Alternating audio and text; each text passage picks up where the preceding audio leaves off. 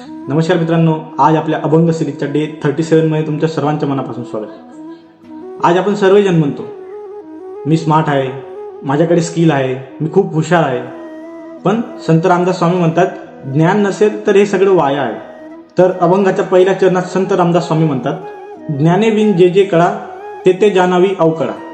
म्हणजे काय की स्वामी म्हणतात की तुला कितीही ज्ञान येऊ दे, कितीही कला येऊ दे, बोलणं, मॅनेजमेंट, टेक्नॉलॉजी, पण जर खरं ज्ञान नसेल तर त्या सगळ्या कलेचा उपयोग नुकसानातही जाऊ शकतो. पुढे स्वामी म्हणतात ऐसे भगवंत बोलीला चित्त द्यावे त्याचे बोला. इथे बघितलं ना तर हे रामदासांचं मत नाही, ते म्हणतात की हे देवाचे वचन आहे, म्हणून हे हलकं घेऊ नका, यावर मन लावा. पुढे ते म्हणतात एक ज्ञानाची सार्थक सर्व कर्म निरर्थक. म्हणजे काय की फक्त धावपळ करून काही होत नाही, आणि ज्ञानाशिवाय केलेली कर्म म्हणजे दिशाहीन मेहनत. म्हणजे काय की काम खूप, पण आयुष्य कुठे चाललंय हेच माहीत नाही. पुढे रामदास स्वामी म्हणतात दास म्हणे ज्ञाने विन प्राणी जन्मला पाषाण. म्हणजे काय की ज्ञानाशिवाय माणूस म्हणजे जिवंत दगड.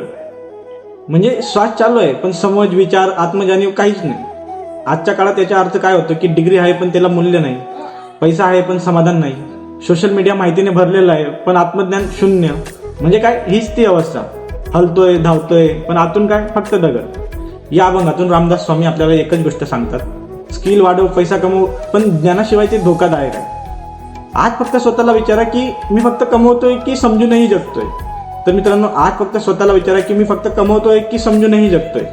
तर मित्रांनो, पुढच्या अभंगात पुन्हा भेटूया. रामकृष्ण हरी.